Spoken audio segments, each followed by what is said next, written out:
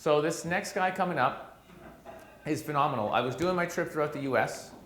and just before I actually started my big trek, I'd arrived in the States, but just before I got the RV and started doing this trip, I went to Portland, Oregon, because I had a friend there named Joe, and we're hanging out. And he goes, "Oh, you got to meet my wing and friend, Detail."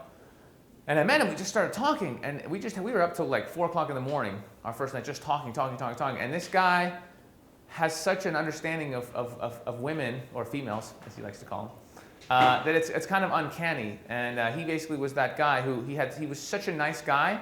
He had so many female friends in his life that he was getting nowhere with, but they actually would behave around him like he was their girlfriend. So he literally was one of the girls, okay? But he spent so much time with girls that he figured out all the shit they do and what they really, like he knows stuff about women that like nobody I've ever met in my life understands. So all those frustrations we get, like, I don't get it, like, why would she do that? Or why, all that stuff that they do that's incongruent and drives us crazy, he knows this better than anybody. So he's gonna shed a light today for us about female psychology and, all the wonders and mysteries of the ladies. So you're gonna be blown away, everyone always is.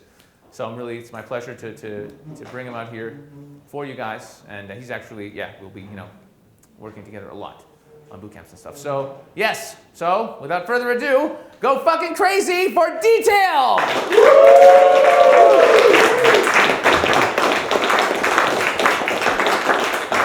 Sasha did mention that I've spent a ton of time befriending females, but the true objective why I was doing that was that I wanted to learn about these really attractive females and what was going on behind the scenes. What were they thinking? What were they doing?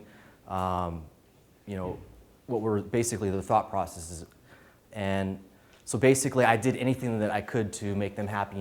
If they needed me to do an errand for them, if they needed me to give them a ride somewhere, I'd give them a ride. And what happened over 12, 18 months, it became a relationship where it was like a brother-sister type relationship. And I did this with several different women from different socioeconomic backgrounds, different ethnicities, because I wanted to see if there's a certain, if it's just with one type of girl or if it's with all these girls. So I did this on purpose.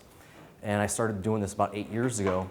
Of course, after about 4 years or so, I went back to all those females that were, friends, and I ended up fucking all of them except for the ones that were, they were pregnant or they're married. But basically, so any of you guys that have ever had a female as a friend and wondered, well, can I go back and end up, having sex with her? Absolutely, that can totally be done.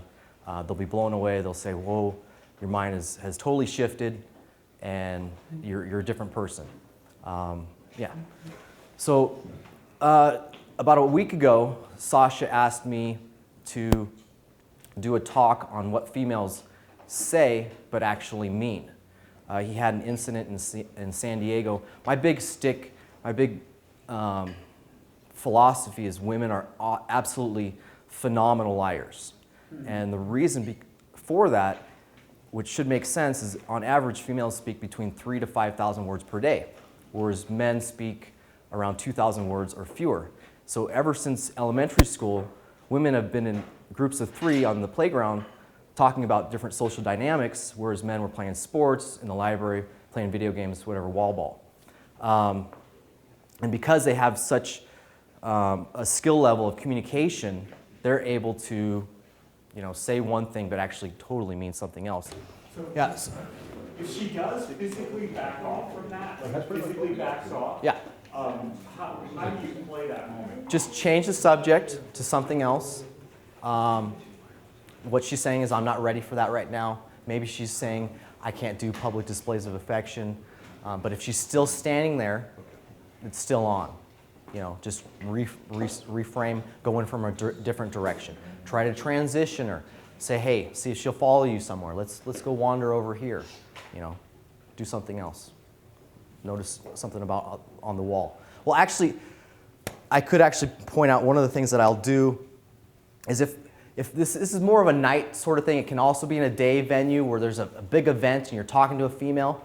And if I see something that's going on and there's a bunch of dudes over there and maybe it's kind of interesting, I probably won't point it out to her because there's a bunch of dudes. But if I see a bunch of girls over there in a different area and there's something going on, I'll actually point that out to her, something funny that's going on, because what that will do is she will see all those females, and she'll then think to herself, damn, there's a lot of females here. She's going to analyze all those females while she's looking at that funny thing. She's going to look at their shoes. She's going to look at all this stuff. She's going to say to herself, shit, I have a lot of competition. And that's actually going to make her want to get closer to you if she's kind of pushing away. She's going to see all those females. She's going to be like, oh, shit, there's a lot of competition. Same with on the dance floor as well. If I'm dancing with a female, instead I might switch to something like, hey, let's go dance. I always position the female when we're dancing so that they can see the large group of females on the dance floor. If there's a lot of dudes on the dance floor, I make sure that I see the males. I will not position her in a set or in a situation where she sees all these dudes, because if she sees all these dudes behind me, she's like, oh my gosh, there's so many guys to choose from, whatever. But if she sees a bunch of chicks, she's going to look at those chicks, she's going to be like, holy shit, there's a lot of competition. She's going to actually embrace me even more.